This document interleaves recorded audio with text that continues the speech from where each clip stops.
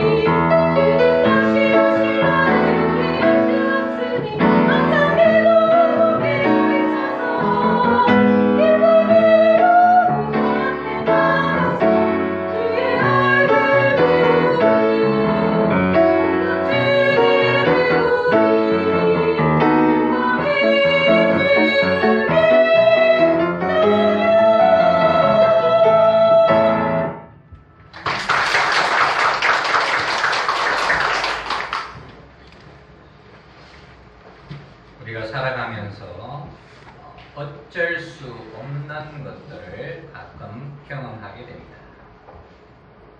세상에는 여러분과 제가 어쩔 수 없는 것들이 우리 가운데 벌어지곤 합니다. 그 중에 하나는 시간이죠. 시간은 어쩔 수가 없다는 것을 여러분이 한 해, 두 해 경험하면 할수록 깊이 생각을 하게 될 것입니다. 이 흘러가는 시간을 좀 어디다 묶어두고 좀 막아서 멈추게 해놓고 싶지만은 어쩔 수가 없습니다. 또 하나 많이 경험하셨겠지만은 자식을 어쩔 수가 없을 때가 많습니다. 어쩔 수가 없죠. 부모된 사람은 어떻게 보면 그런 진리를 너무 생생하게 경험합니다. 어쩔 수가 없는 자식. 그래서 우리가 많이 너도 한번 부모가 되어봐라 이런 얘기를 하고는 합니다.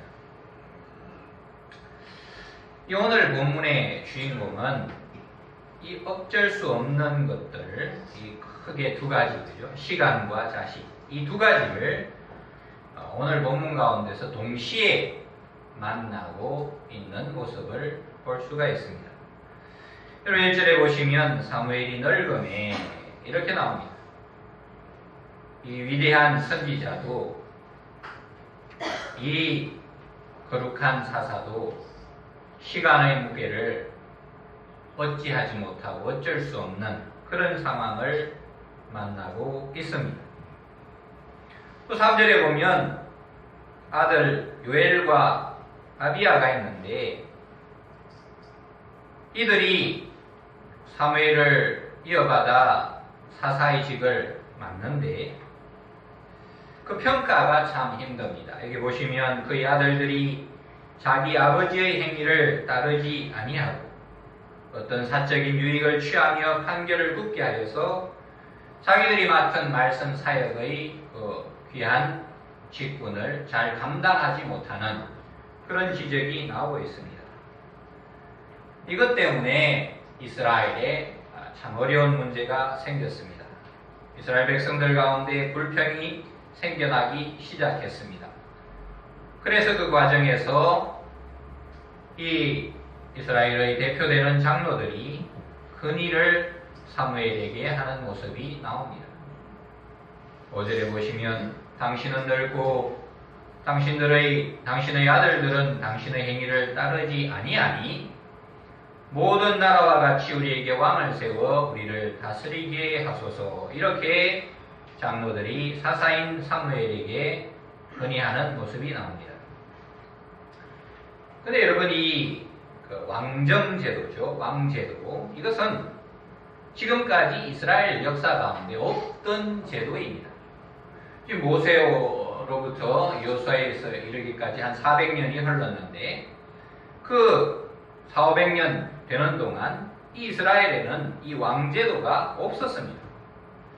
그런데 사무엘의 아들들의 어떤 험결, 부족함 이런 것을 계기로 해서 지금 지파의 대표들이 영적인 지도자인 사무엘에게 강하게 공식적으로 왕정 제도를 요청하는 장면이 본문의 배경이 됩니다. 그런데 우리가 여기서 이 사무엘의 가정교육의 문제, 이것을 한번 짚어볼 필요가 있습니다. 이것이 중요한 배경이 되기 때문에. 지금 이 사무엘의 가정적인 문제가 공동체의 어떤 어려움과 위기를 일으키고 있습니다. 왜 이런 상황이 생겼나? 그 첫째 이유는 우리 성경학자들이 내놓은 첫째 이유는 사무엘의 사역이 너무 바빴기 때문 아닌가? 충분히 가능하죠. 너무 바빴기 때문에 가정에 소홀할 수밖에 없는 상황. 사일 총료 직분자들은 굉장히 바쁩니다. 일을 잘하면 잘할수록, 능력이 있으면 있을수록 그 사람에게 사람이 몰리고 일이 연결되어서 일이 점점 많아지는 그런 경험을 하게 됩니다. 이러다 보면 아무래도 소홀해지는 것이 가정입니다. 자녀들하고 약속을 하고도 지키지 못하죠. 미안하다. 이런 말을 반복합니다. 이러다 보면 자녀들과 따로 놀게 되고 대화가 막히게 되고 가정에서 발언권이 약화되기 시작하고 자녀들 사이에 부모에 대한 권위가 약해져서 냉소적인 상황이 생길 수 있고 그러면서 어떤 훈육의 타이밍을 놓치게 되는 이런 가정이 많이 생겨납니다. 어떤 일이 터지고 나서 이를 어쩌나 그래봐야 이미 그 시간을 놓친 이런 자녀의 문제가 중요한 직책을 맡은 사람일수록 벌어질 가능성이 많습니다. 이게 사무엘 가정의 한 배경이라는 것이고, 두 번째는 이 사무엘의 어머니 한나가 서원을 했잖아요. 그래서 이 사무엘을 너무 일찍 어린 나이에 성전에 보냅니다. 템플보이라고. 그래서 그 성전에서 사무엘은 한평생 살게 됩니다. 그러면서 이 사무엘에게 부족한 것이 있습니다. 아버지와 같이 보낸 시간이 절대적으로 적습니다. 그러니까 아버지의 역할이 뭔지를 배울 기회가 거의 없었던 거죠. 그러니까 어떻게 보면 아버지상 이런 어떤 개념이 이 사무엘에게 제대로 형성되지 못하고 그래서 아버지 역할을 제대로 감당하지 못한 상황이 생기지 않았나. 이 기독교 성당에서 보면 이 아버지에 대한 이미지가 굉장히 중요합니다. 자녀에게 아버지에 대한 어떤 이미지가 부정적으로 이 각인이 되면, 그런 성장 과정을 거치게 되면, 물론 아들에게도 나타나지만 딸들에게 이게 좀 강한 그런 경향이 있는데, 이게 어떤 데 영향을 미치냐 하면, 우리 기독교 진리 중에 가장 중요한 게 뭡니까? 하나님 아버지입니다. 하나님 아버지에 대한 이 믿음이 우리에게 너무 중요한데, 이 아버지에 대한 부정적인 이미지가 머리에 들어오면 이 중요한 진리를 잘 수용을 하지를 못해요. 아버지에 대한 어떤 거부감 때문에 하나님 아버지를 제대로 수용하지 못하는 이런 상황이 생기는 것을 제가 그 상담 책자 중에 확인한 적이 있습니다. 이 사무엘도 성전에 너무 일찍 와서 지내는 바람에 다른 아버지에 대한 역할, 이걸 이제 제대로 보고 배울 기회가 없었기 때문에 본문의 상황이 풀어지지 않았나. 충분히 가능합니다. 그 다음에 마지막으로 이것은 자녀들 입장인데요. 이 부모의 그림자, 특별히 아버지의 그림자가 너무 클 때, 다시 말해서 아버지가 너무 유명한 사람인데, 목회자들 중에도 그런 경우가 있잖아요. 너무 유명한 목회자, 카리스마도 있고 큰 영향력, 그 자녀들이 굉장한 스트레스를 가지게 되는 겁니다. 그러다 보면 인격적인 성장에 마이너스가 되고, 이것이 잘못된 어떤 아버지의 역할, 아버지에 대한 생각, 이것을 가져올 수 있는 그런 상황이 벌어질 수 있다는 겁니다. 그러니까 여러분과 저처럼 평범한 부모가 축복입니다.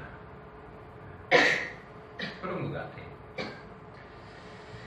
아무튼 지금 사무엘 가정의 문제가 공동체의 위기를 만들어냈습니다.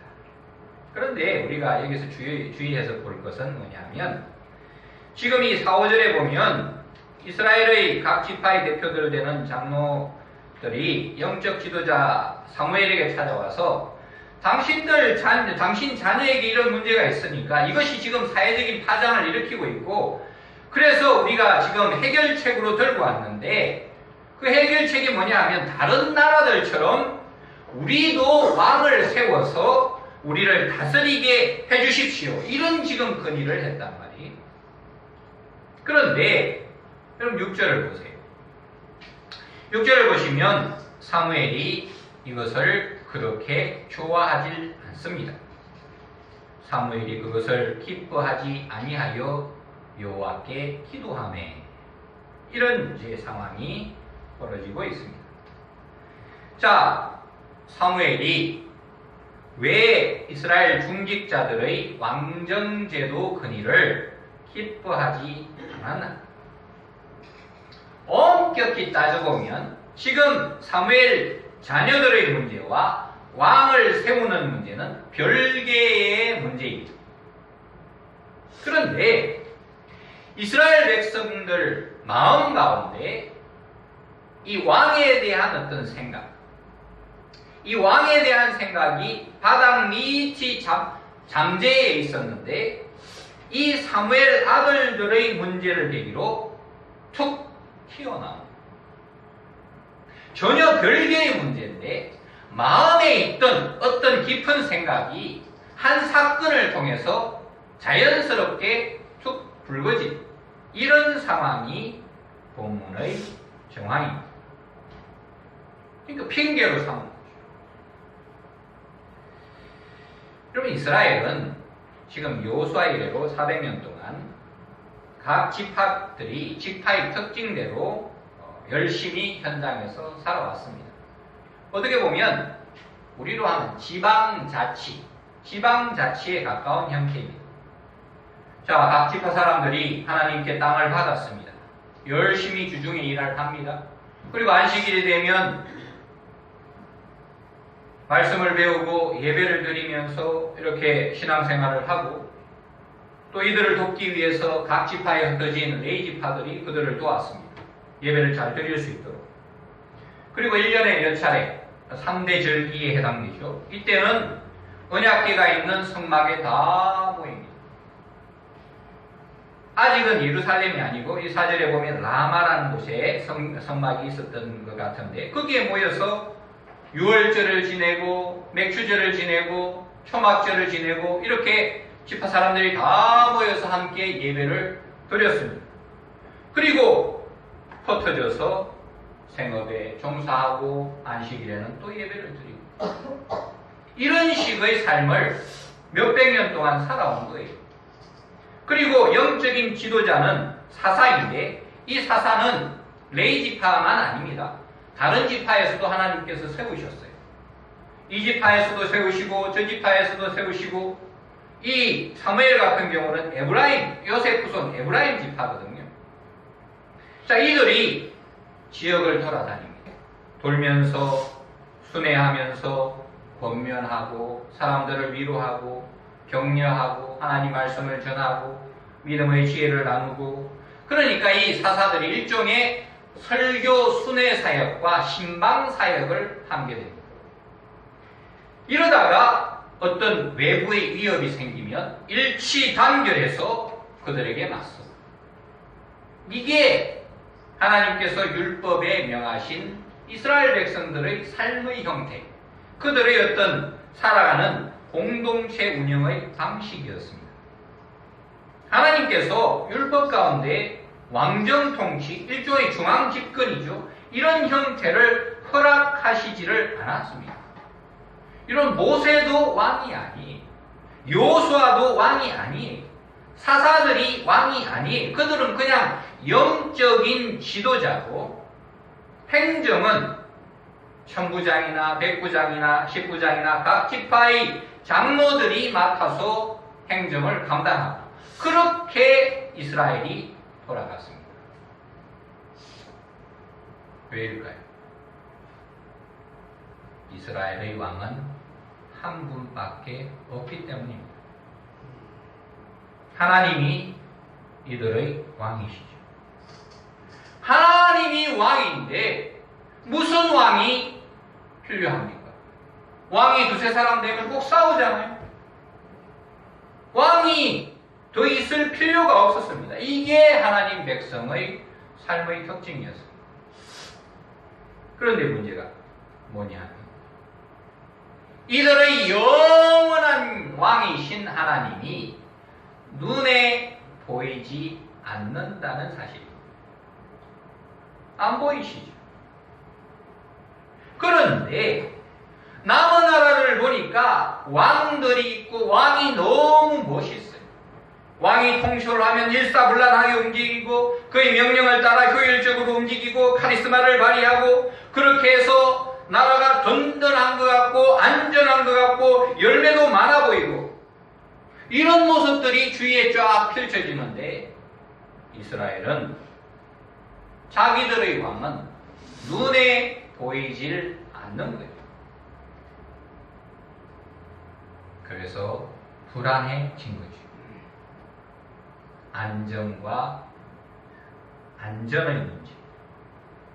이것이 이스라엘 백성들 마음 가운데 파고들어서 자리 잡고 있었던 겁니다. 하나님이 왕이신데 내 눈에 보이질 않는 거예요. 그런데 그 마음들이 사무엘이 아들 문제로 곤경을 겪자 툭 튀어나옵니다. 우리에게도 왕을 주어서 우리를 다스리게 해 주십시오. 우리에게도 눈에 보이는 안전함과 안정을 허락하시고 우리 손에 잡히는 뭔가를 우리에게 허락하여 주십시오. 이것을 지금 사무엘에게 주장하고 하나님께 요청하는 거죠. 이게 본문의 정황입니다. 우리 믿음 생활에서 아주 중요한 문제를 우리가 여기서 만나죠. 참된 안정이 뭔가? 우리 삶의 든든한 삶이라는 게 과연 뭔가? 이것은 3000년 전 그 당시 이스라엘 백성들이 만났던 문제요. 지금 우리가 오늘 여기에서 만나는 중요한 문제가 되는 겁니다. 무엇이 우리의 삶을 편안하게 하고, 무엇이 우리의 삶을 안정되게 하고, 무엇이 우리의 삶을 든든하게 하는가? 왕을 주십시오. 확실한 것을 주십시오. 든든한 것을 주십시오. 그러면 더 열심히 신앙생활하고, 더 열심히 하나님을 섬기고, 더 열심히 충성 봉사하겠습니다. 이것이 이스라엘 백성들의 주장이었고, 우리에게도 이런 것이 생길 수 있다는 겁니다. 하나님이 과연 우리의 산성인가? 하나님이 과연 우리의 방패이신가? 그 질문을 오늘 본문이 우리에게 진지하게 하는 거죠. 하나님이 과연 여러분의 산성이십니까? 하나님이 과연 여러분의 든든한 방패라고 여러분들이 믿고 계시냐? 이 질문을 본문이 우리에게 지금 하는 거예요. 그럼 이스라엘 역사를 보면 왕이 출현한 다음에 이제 곧 출현을 하죠. 이 이스라엘 백성들이 왕이 출현한 다음에 오히려 하나님께서 그런 허락을 해주셨으니까 더 하나님께 매이는 것이 아니라, 하나님의 언약을 더 붙들고 사는 것이 아니라, 왕이 나타나면서 인간 왕에게 매여버립니다. 그런 현상이 나타나는 거예요. 그래서 왕이 업이 되면 같이 쭉 올라가고, 왕이 그냥 밑으로 곤두박질 치면 끝없는 나락으로 이스라엘 백성들이 떨어져 버리는 이런 현상이 생깁니다. 나중에 보세요. 이 왕의 결정에 따라 형제들이 나누어집니다. 그리고 이스라엘은 다 한 형제거든. 다 권속이거든. 한 집안입니다. 한 형제고 한 집안이니까 서로 돕고 서로 세우고 서로 일으켜주고, 이게 하나님 백성들의 특징이란 말이에요. 그런데 왕들이 등장하고서 그 왕의 결정에 따라 사람들이 나누어집니다. 분리가 됩니다. 깨어집니다. 나중에는 형제가 원수보다 못한, 원수보다 더한 형제지간이 되어버리는 상황이 이스라엘 역사 가운데 펼쳐집니다.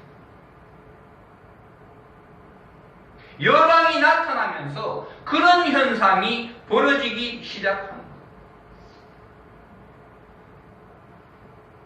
분명히 눈앞에 보이는 든든한 것을 붙잡았는데, 그것이 오히려 하나님과 자기들을 분리시키고 형제 자매들을 갈라지게 만들고 기업마저 황폐화시키는 이런 현상이 이스라엘 가운데 나타나기 시작하는 거예요.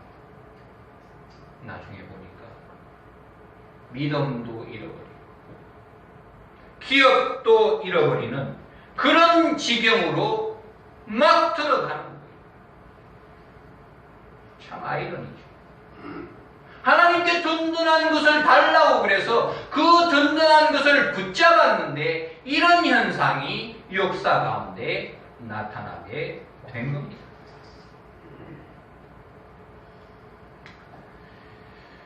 여러분, 성경학자들이 광야의 지혜라고 얘기하는 게 있습니다. 광야의 지혜. 이스라엘 백성들은 우리가 잘 아는 대로 3대 절기를 지킵니다. 유월절을 지키고 맥주절, 오순절을 지키고 초막절을 지킵니다.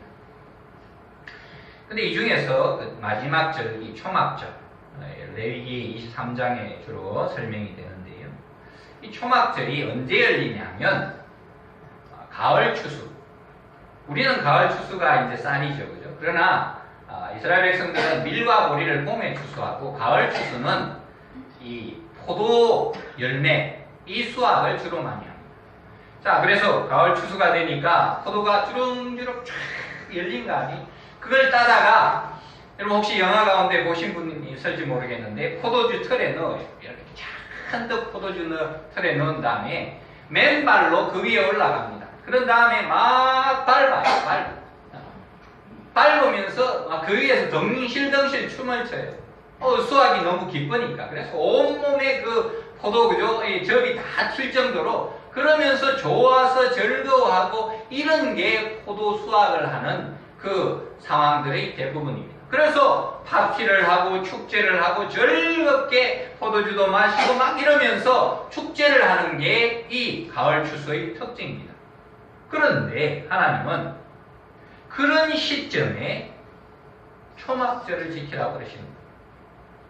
이 초막절이 뭐냐 하면 집에서 자는 게 아니라 바깥에 텐트를 지고 그 텐트에 일주일 동안 지내는, 그 안에서 삶을 절제하고. 불편하잖아요.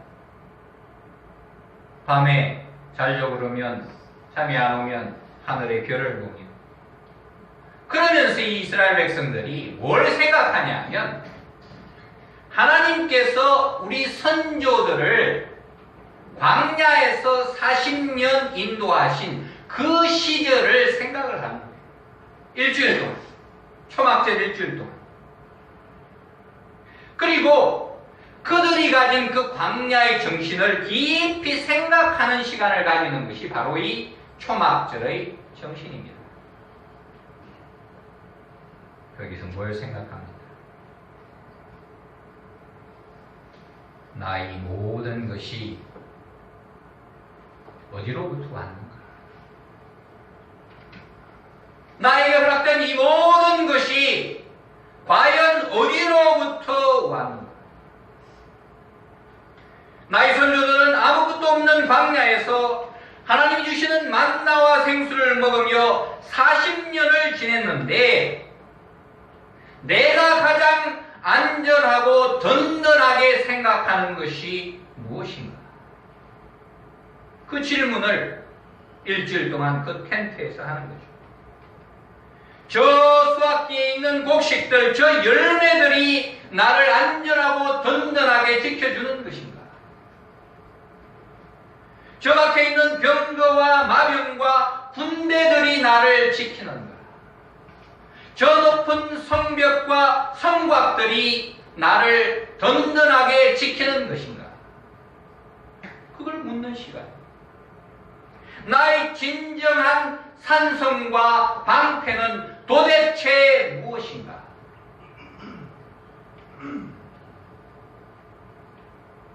이런 질문을 하며 거기에 믿음으로 대답하며 자신을 돌아보며 믿음을 점검하는 것이 이 초막절이고, 이것을 성경학자들이 광야의 지혜라고 부릅니다.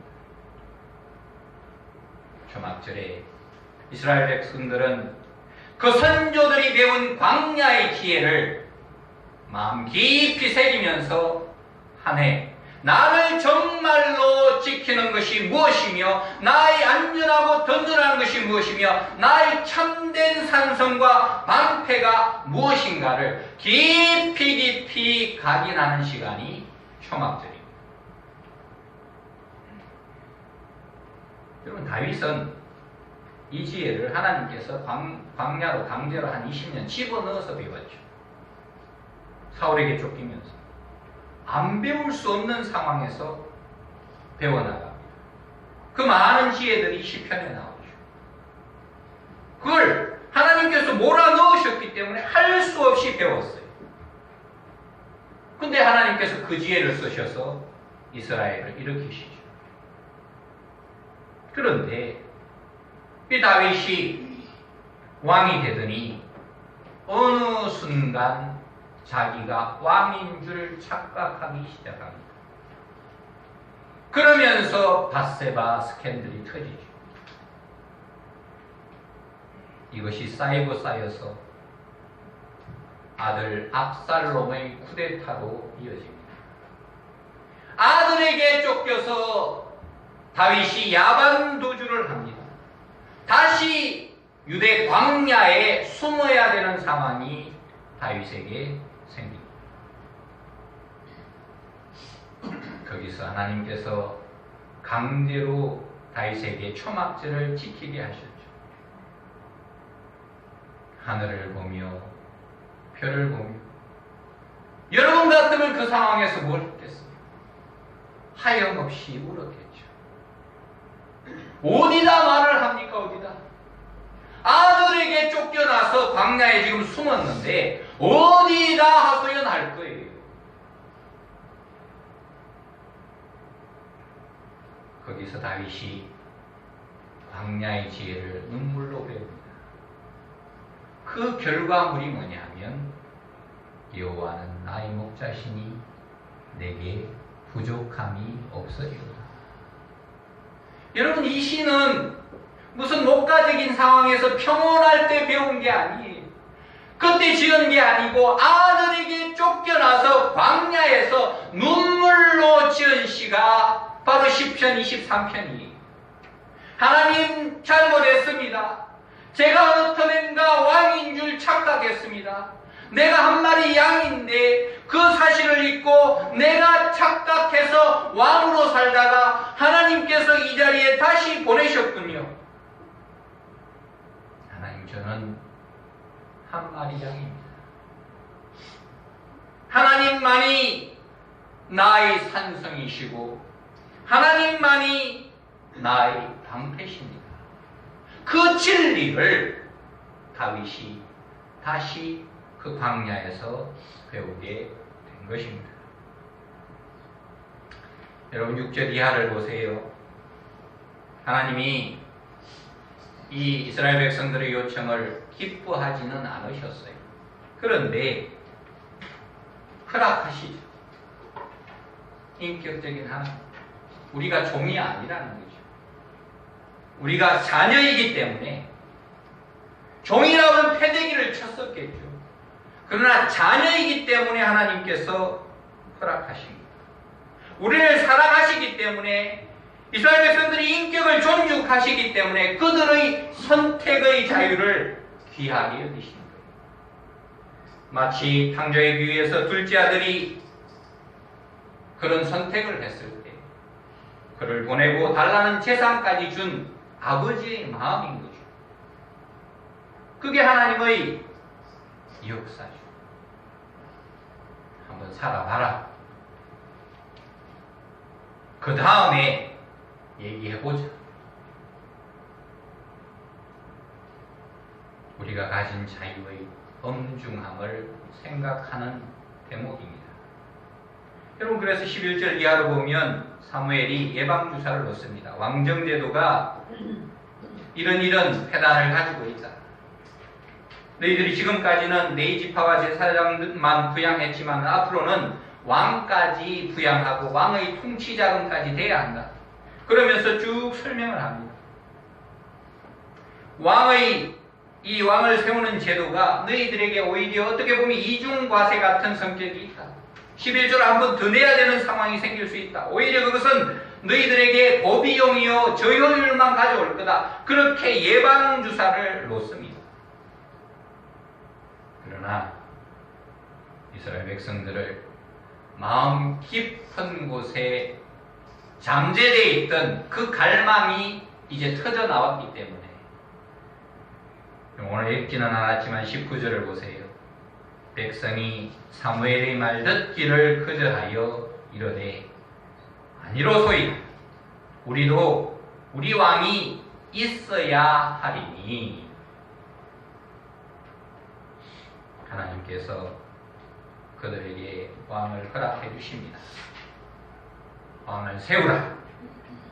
이렇게 해서 이스라엘 역사에서 사사시대가 끝나고 왕정시대가 열리는 거예요. 사랑하는 성도 여러분, 누가 여러분의 왕입니까? 누가 여러분의 산성이며 방패이십니다. 이 믿음의 질문에 하나님께서 기뻐하시는 믿음의 답을 하는 그런 믿음의 역사가 여러분 가운데 나타나기를 축원합니다. 기도하시겠습니다. 하나님 아버지, 참으로 하나님께서 나의 왕이십니까? 참으로 하나님이 나의 산성이고 방패이십니까?